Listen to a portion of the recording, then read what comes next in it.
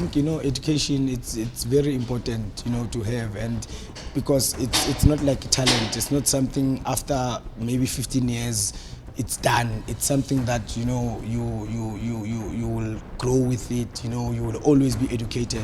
When I signed for Kaizer Chiefs, my first professional contract, I was 19 years old and I was doing my grade 11, and everyone at the club was encouraging me to finish my grade 12. Even if I was still playing for now a professional team, first team. But in my mind, as young as I was, I felt like at that moment, I didn't need school.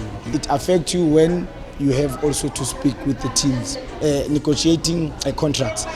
You won't understand everything, but they just put you a contract on the table and they just say two initials here and here and here, because now you are not educated. You can't even take the contract. You can't even say, okay guys, give me a week or give me 3 days, let me go through the contract. If I've gone to school, definitely, first of all, if you go to school, it will help you to understand your value also, because you will not be underpaid, for example, because if you go to school, you know your value, you know your standard.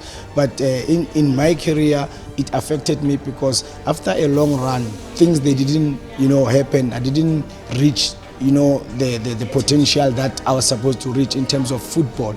And now it was very difficult for me to find a job, to lean back on something, because honestly speaking, I only have grade 11 and didn't have anything to fall back. And it was really a big challenge, whereby at some point in 2010, I even had to go to Sweden, and play for a second division team there, low salary, but just to keep going, to at least to put food on the table and for my kids to go to school. But if I had education, I was not even going to go to Sweden, to work overseas for a small money that I was working for. I was going to do something or go to get a job or something. So it's very important for soccer players and athletes in general, to have education, because as soon as you stop playing, or maybe you get injured, or you don't reach the full potential in whatever sport that we are playing, you have to fall back to education.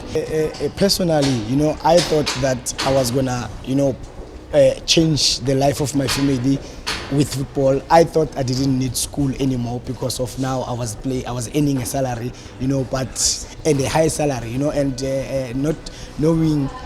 not being aware that actually, a talent, sometimes you can play for 15 years if you are lucky. Sometimes you can get a permanent injury and you can't play anymore. So you must have education. So, and the teams, I think the teams also here in South Africa, they need, to make sure that they encourage the youngsters. Even if you sign a professional contract at an early age, at 19, at 18, they should allow you or make a program for you to go to training and also to go to school. But you find out sometimes here in South Africa, the teams also, they